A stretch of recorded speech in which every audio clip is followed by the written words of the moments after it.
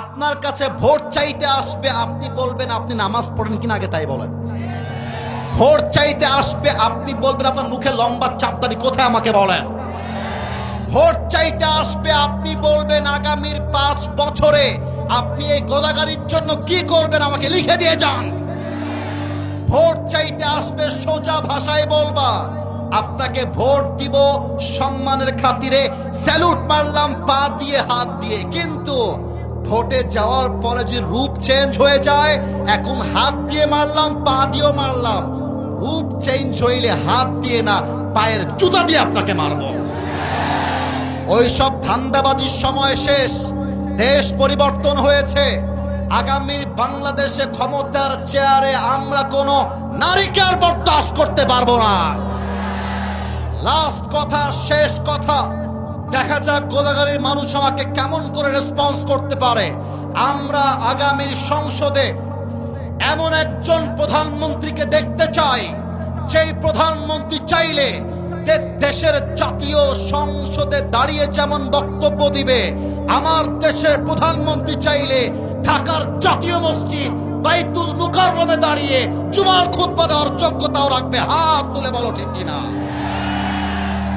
আগামীতে নির্বাচন আসছে, নির্বাচন হবে, আমার কোনো অবজেকশন নাই, বাট নির্বাচনে নেতা হবে সে যে কোরআনের পক্ষ হয়ে কাজ করবে। আচ্ছা, আমার ডানে একজন আলেম মুহাদ্দিস বসে আছে, ওনাকে দেখা যায় নাকি যায় না?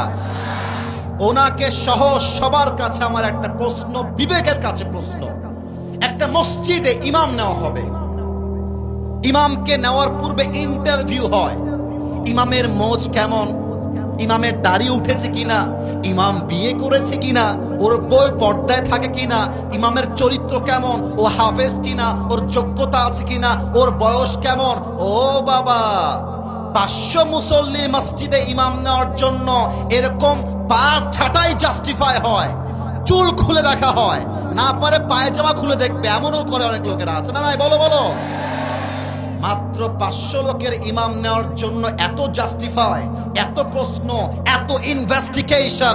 ভোটের সময় আসলে একজন এমপি যে 3 লাখ মানুষের জন্য কাজ করবে, একটা শহরের জন্য কাজ করবে, সেই এমপি গাঞ্জাখোর কিনা, সেই এমপি সুদখোর কিনা, সেই এমপি ঘুষখোর কিনা, সেই এমপি জেনা করেছে কিনা, এটার খবর নেওয়া হয় না। কেন কেন কেন কেন?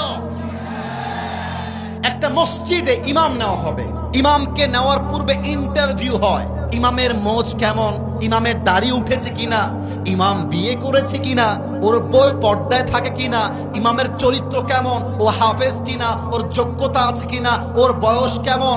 ও বাবা, 500 মুসল্লির মসজিদে ইমাম নেওয়ার জন্য এরকম পা ছাটাই জাস্টিফাই হয়, চুল খুলে দেখা হয়, না পারে পায়জামা খুলে দেখবে, এমনও করে অনেক লোকেরা আছে না নাই? বলো বলো।